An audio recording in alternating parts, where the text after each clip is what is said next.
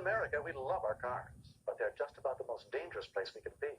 Automobiles are the #1 cause of accidental death. The driver of the car in this reenactment is a stunt driver, but the rest of the people you'll meet are survivors who've returned to help us tell their story.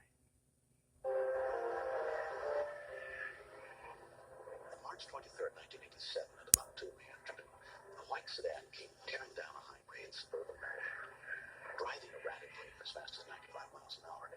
The car had crossed the border from Pennsylvania and was speeding toward Baltimore undetected. It was first spotted by Maryland State Trooper Robert Reed.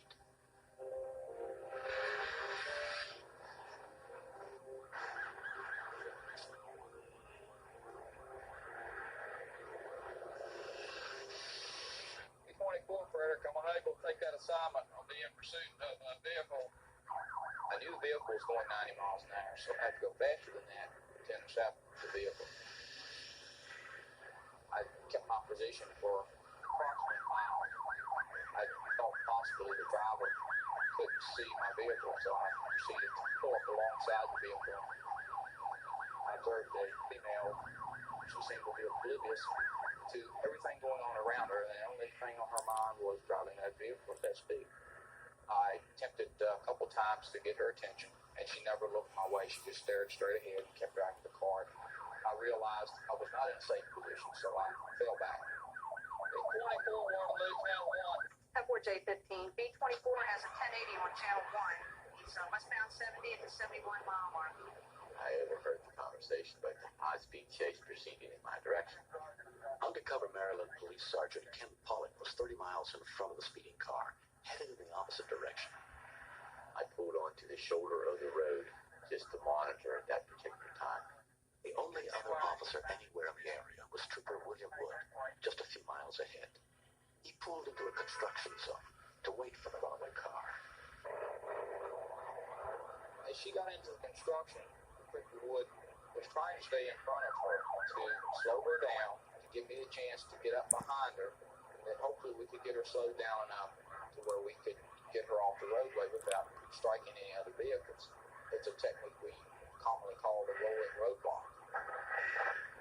But at speeds approaching 100 miles an hour, the rolling roadblock backfired.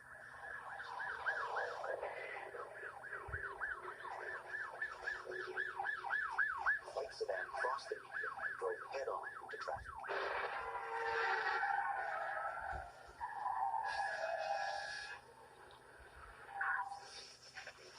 I knew when she crossed the median strip, she was coming the wrong way. I had to make a move. It could be any type of criminal activities that they were wanted for. And at that particular point, an alarm goes off in your mind. I knew at this time that the trooper had no other assistance at that point. Now only minutes away from Ken Pollock, the car was splitting the oncoming cars at nearly 100 miles an hour.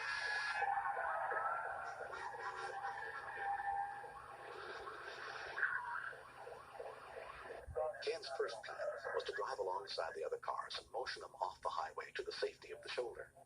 But unaware of the speeding car headed in their direction, they moved right back onto the highway.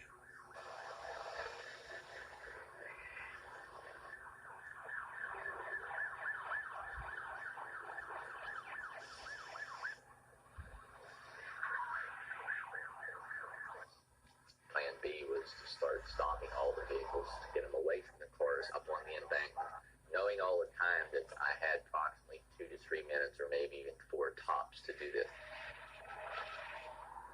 I was very excited, and I was even a little annoyed because they wasn't paying heed to what I was trying to tell them.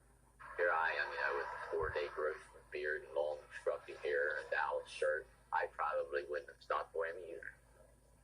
David and Laura Cannon and their baby were at the front of the line in their van. What's happening? I saw the badge. I thought, okay.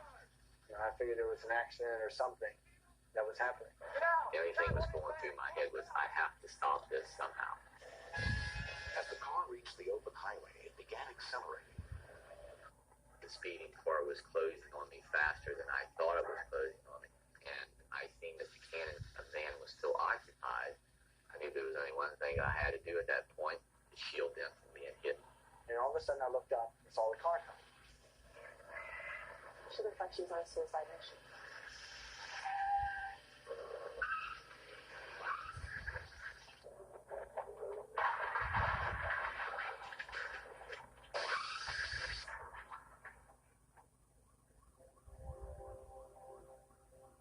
she hit, all I could hear was metal. And I've never heard a sound like it. The first thought that came to my mind was the guy, whoever it was going to be in pieces. And I knew I had to get out of the van and check on whoever it was, but I didn't want to do it. When I was struck like that and the impact that I was struck with, in my mind, I thought that was it. I thought I was going to die. Instantaneously, your life does flash in front of you, whether you want to believe that or not. And of course, I thought of my son right away, my one child who I had lost 7 years prior to that to an automobile crash. And I thought, well, Jeff, here I come. That's what I thought. A white sedan slammed against Ken's car, then head-on into a Cadillac, critically injuring 2 women. Mayhem. That's what happened that day. Basically, when you get in that car, you're probably getting in the most dangerous weapon that can be provided to you. The driver of the speeding car was seriously injured. The driver's sister. The main thing I want people to understand about that day is this was not the kind of thing my sister would have done ever in the past. The fact of it is, it was an ordinary person who just had some medical issues that caused some depression, some actions that were very out of the ordinary for her. She remembers that she had a feeling that things were out of control, but she didn't know how to get them back into control. Because of the driver's acute depression, she was not found criminally responsible for the accident. No one was killed. The Cannons and their baby, whose van had been directly in the path of the speeding car, were not injured. It's one thing to lay your life down for your friend or someone you know, care for very deeply, but for an absolute stranger, someone you have never seen before or will never see probably again, to do that is quite something else.